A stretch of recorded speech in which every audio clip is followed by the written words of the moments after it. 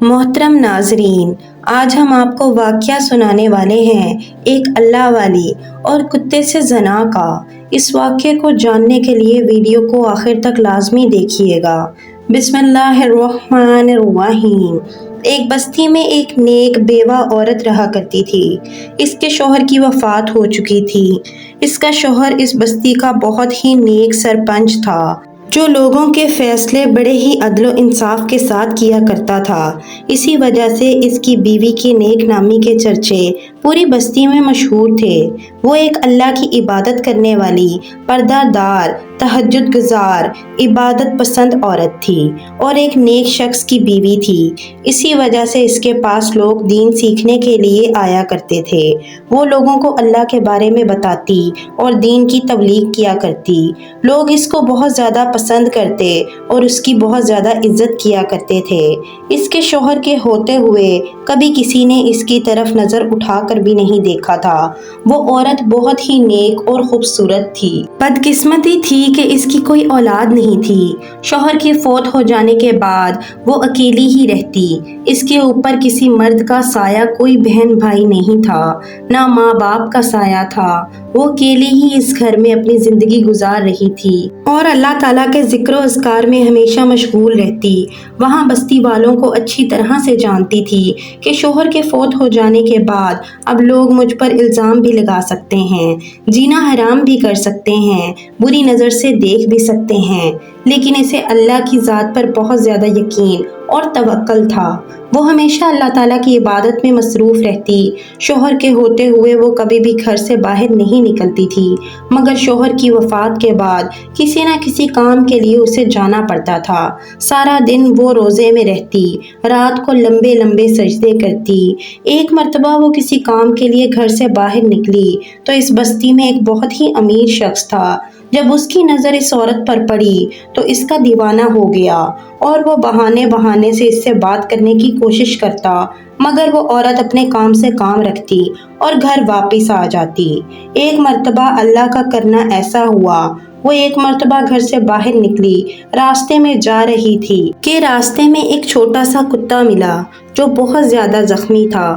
وہ اس کو گھر لے آئی، اس کی مرہم پٹی کی، اس کی دیکھ بھال کی اور کچھ ہی دنوں میں وہ کتا بہت ہی صحت مند ہو گیا۔ اسی کتے کی وجہ سے وہ کافی مصروف رہنے لگی، اس کے ساتھ باتیں کرتی، دل کا بوجھ ہلکا کرتی، اپنی ساری پریشانیاں اس کو بتاتی۔ آہستہ آہستہ وہ بہت بڑا ہو گیا۔ اب وہ کتا بھی اس عورت سے بہت زیادہ مانوس ہو چکا تھا۔ وہ عورت بھی بہت زیادہ اس سے محبت کرتی تھی۔ اس کتے میں ایک بہت بڑی خاص بات یہ تھی کہ وہ عورت جس کمرے میں نماز پڑھتی تھی، اس کمرے میں وہ نہیں جایا کرتا تھا۔ وہ کتا بڑا ہو گیا، مگر وہ آج تک کبھی گھر سے باہر نہیں نکلا تھا۔ وہ ہمیشہ گھر کے اندر رہتا۔ اس عورت کا بہت ہی ہمدرد بن چکا تھا۔ وہ عورت اس سے اپنا ہر دکھ درد بانٹتی۔ وہ جب بھی باہر جاتی، مردوں کی نظر جھک جاتی، مگر اس امیر شخص کی نظر اس پر رہتی۔ وہ بہت زیادہ امیر تھا۔ رات کو لڑکیوں کے ساتھ زنا کرنا اس کا شوق تھا۔ بہت زیادہ پیسے والا تھا، پیسے دیتا اور لڑکیوں سے بدکاری کرنا اس کا شوق بن چکا تھا، اور عورتیں بھی پیسے کی خاطر اس کی ہر بات مان لیتیں اور بدکاری کے لیے تیار ہو جاتیں۔ مگر وہ عورت بہت زیادہ نیک اور شریف عورت تھی۔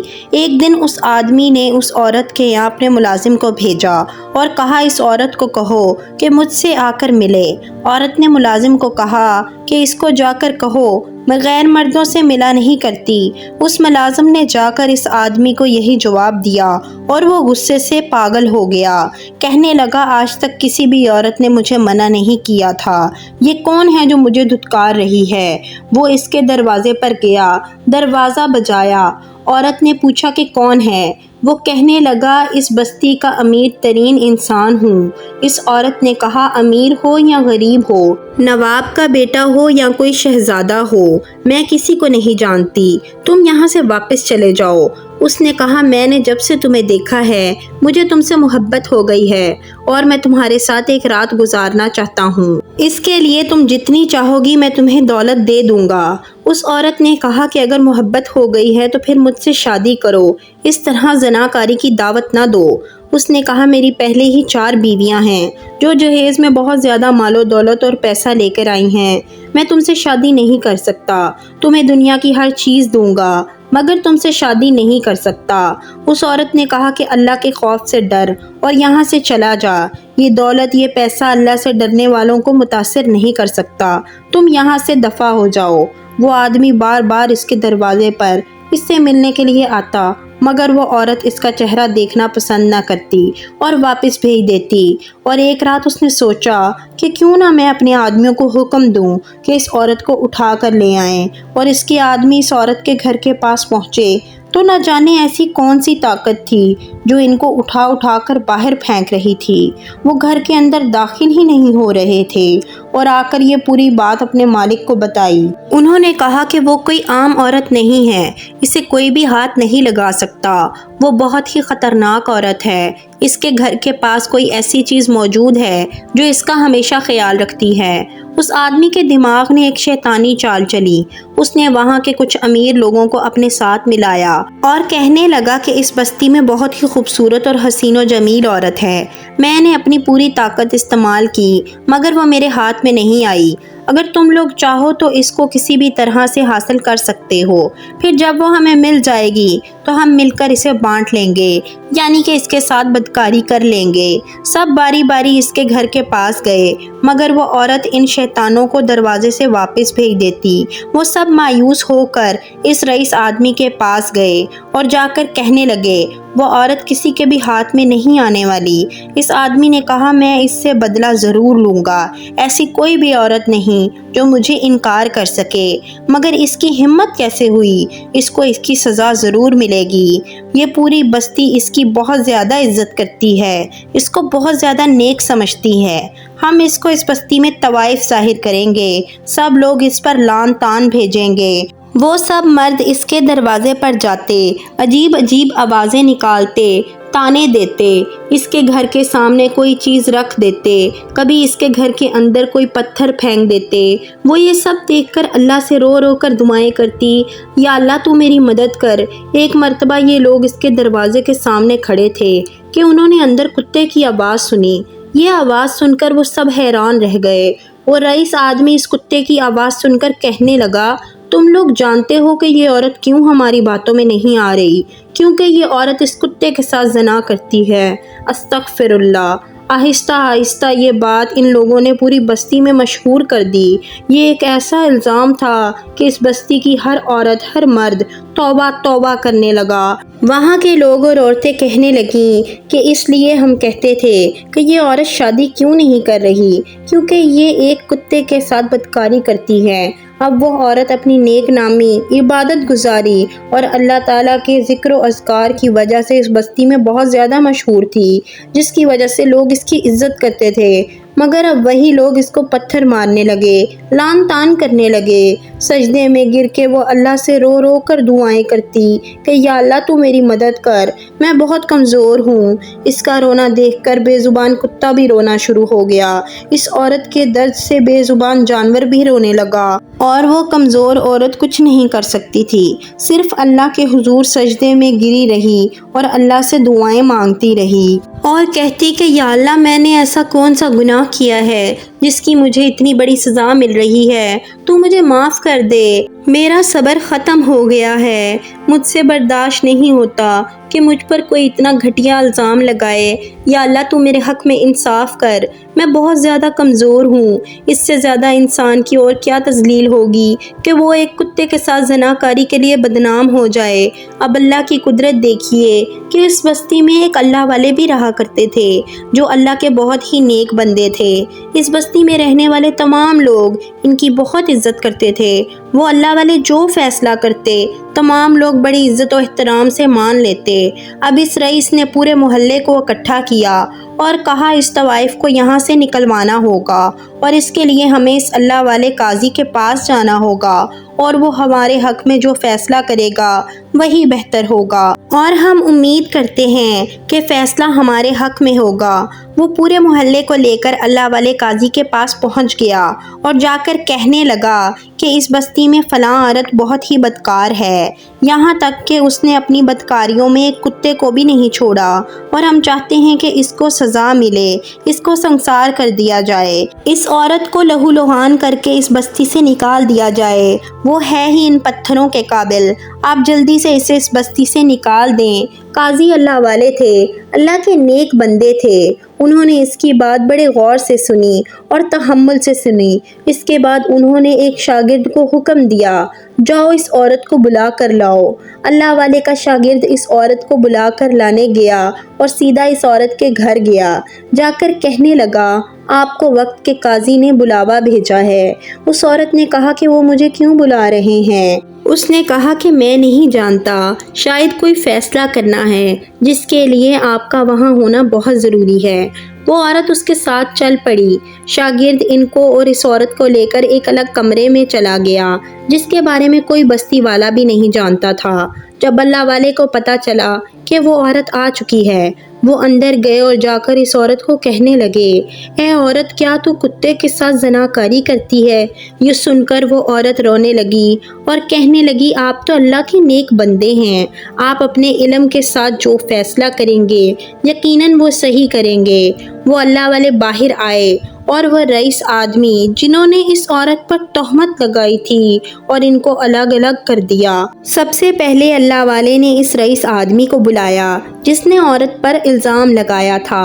اللہ والے اس آدمی سے پوچھنے لگے کہ بتاؤ، جس کتے سے اس عورت نے زنا کیا تھا وہ کتا کس رنگ کا تھا؟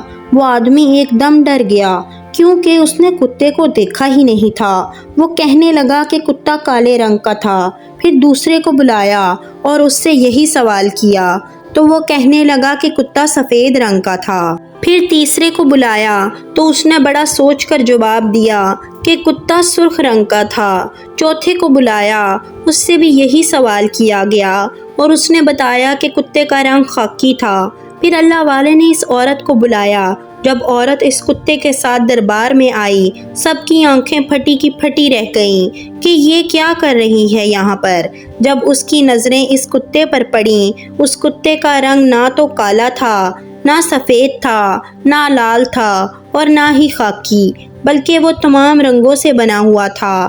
اللہ والے کو یہ سب دیکھ کر بہت زیادہ غصہ آیا اور کہنے لگے، اگر تم اس عورت پر الزام نہ لگاتے، اس پر بہتان نہ باندھتے، تو شاید جو آج سزا تم لوگوں کو ملنے والی ہے وہ تم لوگوں کو نہ ملتی۔ وہ آدمی کہنے لگا کہ ہم سچ بول رہے ہیں، یہ ایک طوائف ہے، بدکار ہے، زناکاری کرتی ہے، آپ اس کو سنسار کر دیں۔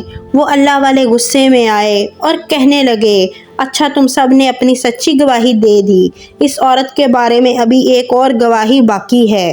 وہ آدمی مسکراتے ہوئے کہنے لگا، گواہی اور کون دے گا؟ وہ اللہ والے کہنے لگے، گواہی وہ دے گا جس کے ساتھ یہ عورت زنا کرتی تھی۔ وہ رئیس آدمی یہ سن کر طنزیہ مسکراہٹ کے ساتھ کہنے لگا، آپ کی کئی زیادہ ہم عزت کرتے ہیں اور آپ ہم سے مذاق کر رہے ہیں، ایک کتا کیسے اس کی گواہی دے سکتا ہے؟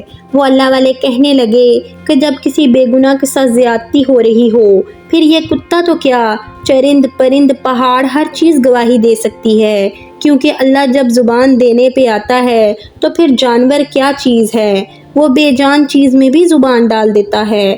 اللہ والے نے 2 رکعت نماز ادا کی، اللہ کے حضور دعا کی، پھر اس کتے سے کہا، تو ہمیشہ اپنے مالک کا وفادار رہتا ہے، آج ایک نیک عورت لوگوں کے سامنے ذلیل ہو رہی ہے، اس پہ زناکاری کا الزام لگایا جا رہا ہے، اگر آج تو نے گواہی نہ دی تو ایک نیک عورت کو سنسار کر دیا جائے گا، اس لیے تو اللہ کے حکم سے بول۔ اللہ کے حکم سے کتا بولنے لگا۔ اس نے کہا کہ یہ عورت ایک نیک عورت ہے، یہ پاک صاف عورت ہے، ہر وقت اللہ کی عبادت کرتی رہتی ہے، جن لوگوں نے اس پر الزام لگائے ہیں سنسار ان لوگوں کو کرنا چاہیے۔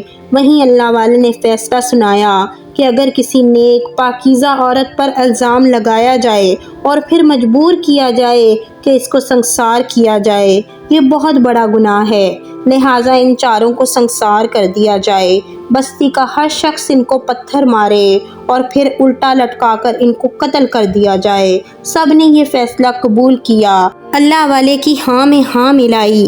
وہ عورت یہ فیصلہ سن کر زاروں قطار رونے لگی کہ اللہ پاک نے کس طرح اس کی مدد کی۔ اس عورت کو دیکھ کر کتا بھی رونے لگا۔